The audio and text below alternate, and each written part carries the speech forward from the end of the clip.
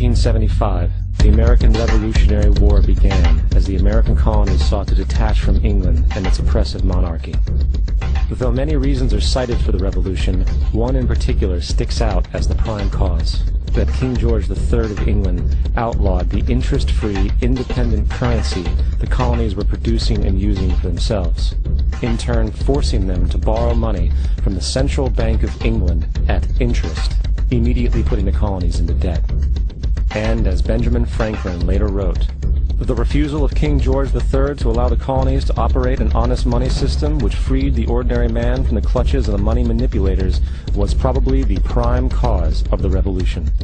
In 1783, America won its independence from England. However, its battle against the central bank concept and the corrupt, greed-filled men associated with it had just begun. So what is a central bank? A central bank is an institution that produces the currency of an entire nation. Based on historical precedent, two specific powers are inherent in central banking practice: the control of interest rates and the control of the money supply, or inflation. The central bank does not simply supply a government's economy with money, it loans it to them at interest. Then, through the use of increasing and decreasing the supply of money, the central bank regulates the value of the currency being issued. It is critical to understand that the entire structure of this system can only produce one thing in the long run: debt. It doesn't take a lot of ingenuity to figure this scam out. For every single dollar produced by the central bank is loaned at interest. That means every single dollar produced is actually the dollar plus a certain percent of debt based on that dollar. And since the central bank has the monopoly over the production of the currency for the entire country, and they loan each dollar out with immediate debt attached to it, where does the money to pay for the debt come from? It can only come from the central bank again, which means the central bank has to perpetually increase its money supply to temporarily cover the outstanding debt created, which in turn, since that new money is loaned out at interest as well, creates even more debt.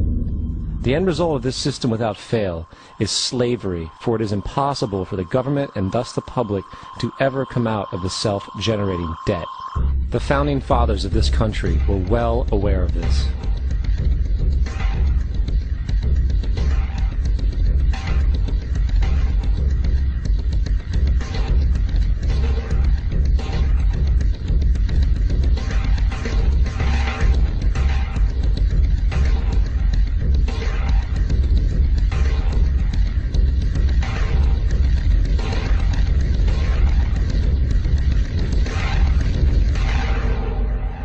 By the early 20th century, the U.S. had already implemented and removed a few central banking systems, which were swindled into place by ruthless banking interests.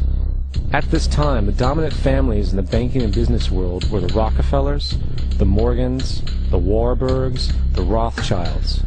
And in the early 1900s, they sought to push once again legislation to create another central bank. However, they knew the government and public were very weary of such an institution, so they needed to create an incident to affect public opinion.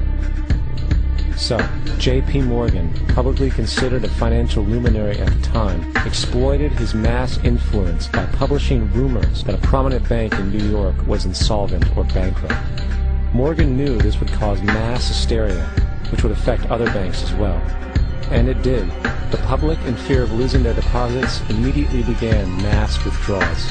Consequently, the banks were forced to call in their loans, causing the recipients to sell their property, and thus a spiral of bankruptcies, repossessions, and turmoil emerged. Putting the pieces together a few years later, Frederick Allen of Life magazine wrote, "The Morgan interests took advantage to precipitate the panic, guiding it shrewdly as it progressed."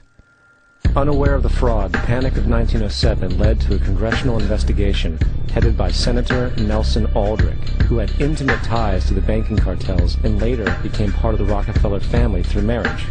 The commission, led by Aldrich, recommended a central bank should be implemented so a panic like 1907 could never happen again. This was the spark the international bankers needed to initiate their plan. In 1910, a secret meeting was held at a J.P. Morgan estate on Jekyll Island off the coast of Georgia. It was there that the central banking bill called the Federal Reserve Act was written. This legislation was written by bankers, not lawmakers. This meeting was so secretive, so concealed from government and public knowledge, that the 10 or so figures who attended were told they could only use their first names in addressing each other. After this bill was constructed, it was then handed over to their political frontman, Senator Nelson Aldrich, to push through Congress. And in 1913, with heavy political sponsorship by the bankers, Woodrow Wilson became president, having already agreed to sign the Federal Reserve Act in exchange for campaign support. And 2 days before Christmas, when most of Congress was at home with their families, the Federal Reserve Act was voted in, and Wilson in turn made it law. Years later, Woodrow Wilson wrote, in regret,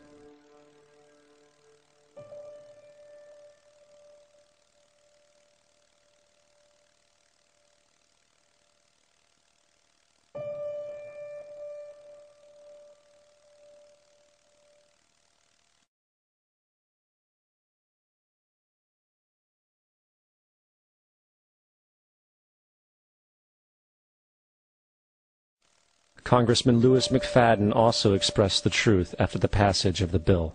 A world banking system was being set up here, a superstate controlled by international bankers, acting together to enslave the world for their own pleasure. The Fed has usurped the government. Now, the public was told that the Federal Reserve System was an economic stabilizer, and inflation and economic crises were a thing of the past. Well, as history has shown, nothing is further from the truth. The fact is, the international bankers now had a streamlined machine to expand their personal ambitions. It's alive! It's alive! It's alive! For example, from 1914 to 1919, the Fed increased the money supply by nearly 100%, resulting in extensive loans to small banks and the public. Then, in 1920, the Fed called in mass percentages of the outstanding money supply, thus resulting in the supporting banks having to call in huge numbers of loans, and, just like 1907, bank runs, bankruptcy, and collapse occurred. Over 5,400 competitive banks outside of the Federal Reserve System collapsed, further consolidating the monopoly of a small group. Privy to this crime, Congressman Lindbergh stepped up and said in 1921, "Under the Federal Reserve Act, panics are scientifically created. The present panic is the first scientifically created one, worked out as we figure a mathematical equation." However, the panic of 1920 was just a warm-up. From 1921 to 1929, the Fed again increased the money supply, resulting once again in extensive loans to the public and banks. There was also a fairly new type of loan called a margin loan in the stock market. Very simply, the margin loan allowed an investor to put down only 10% of a stock's price, with the other 90% being loaned through the broker. In other words, a person could own $1,000 worth of stock with only $100 down. This method was very popular in the roaring 1920s, as everyone seemed to be making money in the market. However, there was a catch to this loan. It could be called in at any time and had to be paid within 24 hours. This is termed a margin call, and the typical result of a margin call is the selling of the stock purchased with the loan. So, a few months before October in 1929, J.D. Rockefeller, Bernard Baruch, and other insiders quietly exited the market. And on October 24, 1929, the New York financiers who furnished the margin loans started calling them in masse. This sparked an instantaneous, massive sell-off in the market, for everyone had to cover the margin loans. It then triggered mass bank runs for the same reason, in turn collapsing over 16,000 banks, enabling the conspiring international bankers to not only buy up rival banks at a discount, but to also buy up whole corporations at pennies on the dollar. It was the greatest robbery in American history. But that didn't stop there. Rather than expanding the money supply in order to recover from this economic collapse, the Fed actually contracted it, fueling one of the largest depressions in history. Once again outraged, Congressman Lewis McFadden, a longtime opponent of the banking cartels, began bringing impeachment proceedings against the Federal Reserve Board, saying of the crash and depression, "It was a carefully contrived occurrence. International bankers sought to bring about a condition of despair so that they might emerge the rulers of us all." Not surprisingly, and after 2 previous assassination attempts, McFadden was poisoned at a banquet before he could push for the impeachment.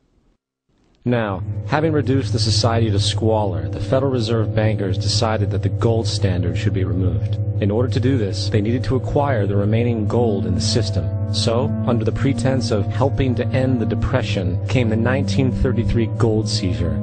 Under the threat of imprisonment for 10 years, everyone in America was required to turn in all gold bullion to the Treasury, essentially robbing the public of what little wealth they had left. And at the end of 1933, the gold standard was abolished. If you look at a dollar bill from before 1933, it says it is redeemable in gold. You look at a dollar bill today, it says it is legal tender, which means it is backed by absolutely nothing. It is worthless paper. The only thing that gives our money value is how much of it is in circulation. Therefore, the power to regulate the money supply is also the power to regulate its value, which is also the power to bring entire economies and societies to its knees.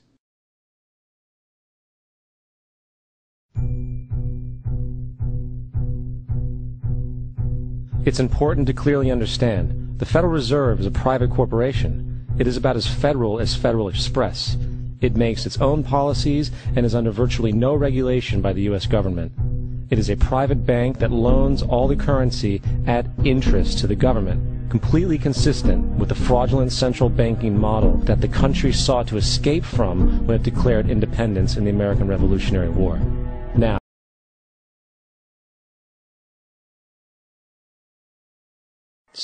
Now that we understand how money is created by this fractional reserve banking system, a logical yet elusive question might come to mind. What is actually giving this newly created money value? The answer? The money that already exists. The new money essentially steals value from the existing money supply. For the total pool of money is being increased irrespective to demand for goods and services. And as supply and demand finds equilibrium, prices rise, diminishing the purchasing power of each individual dollar. This is generally referred to as inflation, and inflation is essentially a hidden tax on the public. What is the advice that you generally get? And that is, inflate the currency. They don't say debase the currency. They don't say devalue the currency. They don't say cheat the people who are saved. They say lower the interest rates. The real deception is when we distort the value of money. When we create money out of thin air, we have no savings, and yet there's so-called capital. So my question boils down to this: how in the world can we expect to solve the problems of inflation, that is, the increase in the supply of money, with more inflation? Of course, it can't. The fractional reserve system of monetary expansion is inherently inflationary. For the act of expanding the money supply, without there being a proportional expansion of goods and services in the economy, will always debase a currency. In fact, a quick glance at the historical values of the US dollar versus the money supply reflects this point definitively, for the inverse relationship is obvious. $1 in 1913 required $21.60 in 2007 to match value. That is a 96% devaluation since the Federal Reserve came into existence. Now, if this reality of inherent and perpetual inflation seems absurd and economically self-defeating, hold that thought, for absurdity is an understatement in regard to how our financial system really operates. For in our financial system, money is debt. And debt is money. Here is a chart of the U.S. money supply from 1950 to 2006. Here is a chart of the U.S. national debt for the same period. How interesting it is that the trends are virtually the same. For the more money there is, the more debt there is. The more debt there is, the more money there is. To put it a different way, every single dollar in your wallet is owed to somebody by somebody. For remember, the only way the money can come into existence is from loans. Therefore, if everyone in the country were able to pay off all debts, including the government, there would not be $1 in circulation.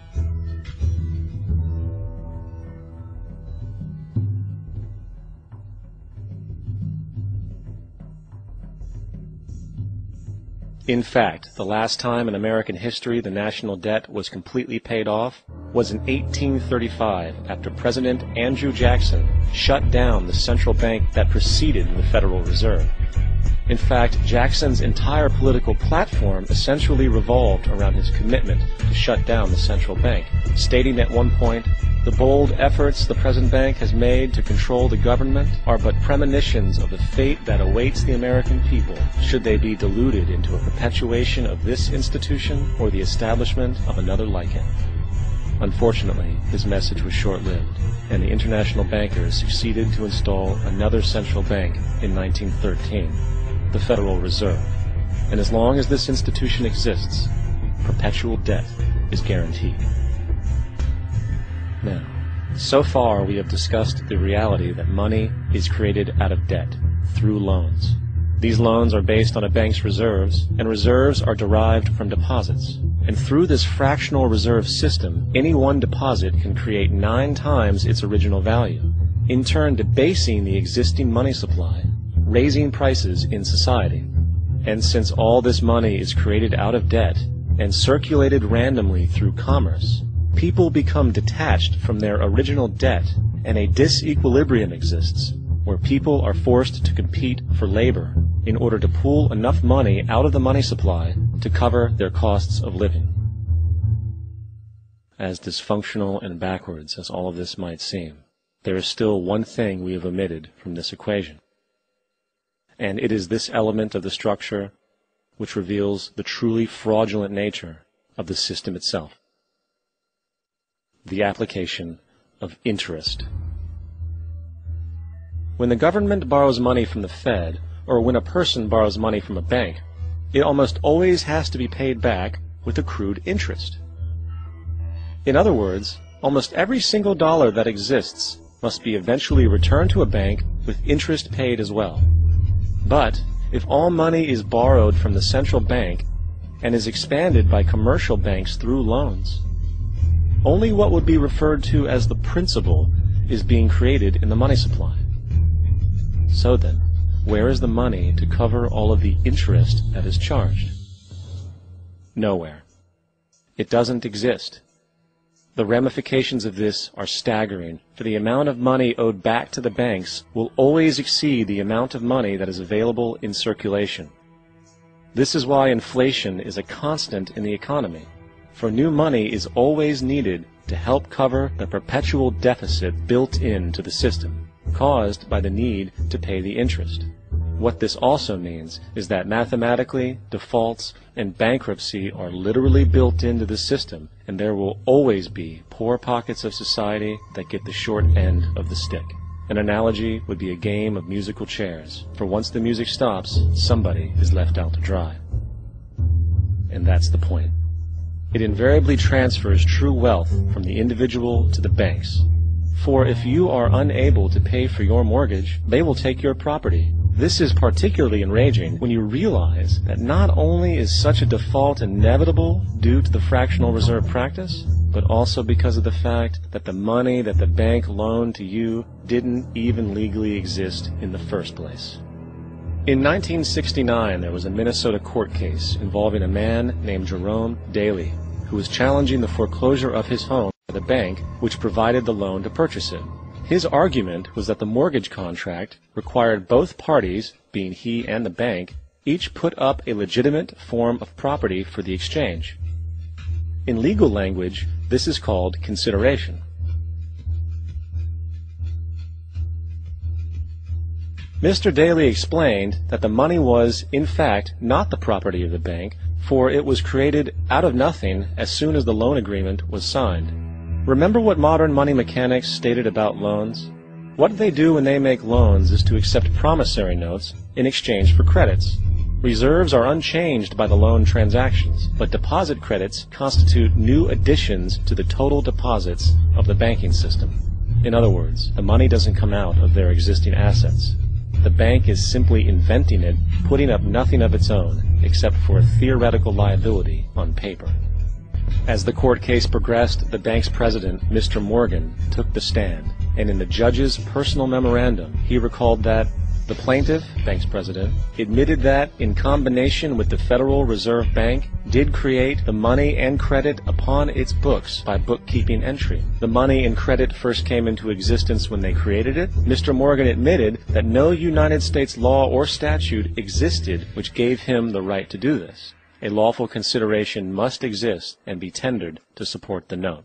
The jury found that there was no lawful consideration, and I agree.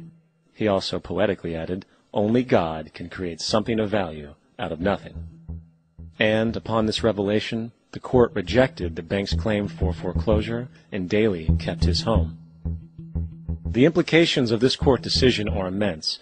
For every time you borrow money from a bank, whether it is a mortgage loan or a credit card charge, the money given to you is not only counterfeit, it is an illegitimate form of consideration, and hence voids the contract to repay, for the bank never had the money as property to begin with. Unfortunately, such legal realizations are suppressed and ignored, and the game of perpetual wealth transfer and perpetual debt continues. And this brings us to the ultimate question: why? During the American Civil War, President Lincoln bypassed the high-interest loans offered by the European banks and decided to do what the Founding Fathers advocated, which was to create an independent and inherently debt-free currency. It was called the greenback.